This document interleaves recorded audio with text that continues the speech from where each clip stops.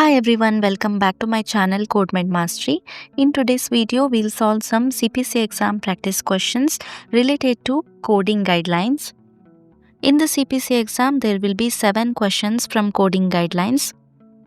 Let's start. Before that, don't forget to hit the like button, share this video and subscribe to my channel. What is indicated by the use of a modifier? Option A, that a service or procedure is exempt from all payment rules and regulations set by insurance companies. Option B, that a service or procedure is not covered under professional liability insurance and should not be paid. Option C, that a service or procedure that has been performed has not been altered by specific circumstance but not changed in its definition or code. Option D, that a service or procedure that has been performed has been altered by a specific circumstance but not changed in its definition or code. The right answer for this question is option D. It is indicated by the use of a modifier that a service or procedure that has been performed has been altered by a specific circumstance but not changed in its definition or code.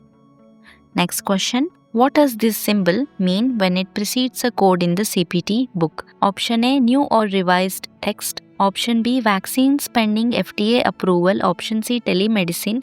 Option D, add-on code. The right answer is option C, telemedicine.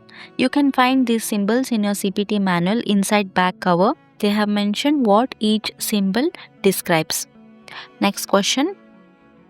Radiology procedures or services completed with administration of oral or rectal contrast alone do not qualify as which type of study? Option A, study with contrast. Option B, supervision study. Option C, intravascular needle point study. Option D, none of the above. The right answer is option A, study with contrast. Radiology procedures performed only with oral or rectal contrast do not qualify as study with contrast under CPT coding guidelines. For a procedure to be considered contrast enhanced study, it must involve intravascular administration of contrast material, typically via intravenous injection. Next question. Which type of provider can report stereotactic radiosurgery codes and head frame application procedure? Option A, radiologist. Option B, neurosurgeon. Option C, oncologist. Option D, general surgeon. The right answer is option B, neurosurgeon. Next question. A surgical pathology unlisted specimen should be assigned to a code that most closely reflects what? Option A, the hospital laboratory work involved when compared to other specimens assigned to that code. Option B, the physician work involved when compared to other specimens assigned to that code. Option C, patient work involved when compared to other specimens assigned to that code. Option D, the examination work involved when compared to other specimens assigned to that code. The right answer is option B, the physician work involved when compared to other specimens assigned to that code.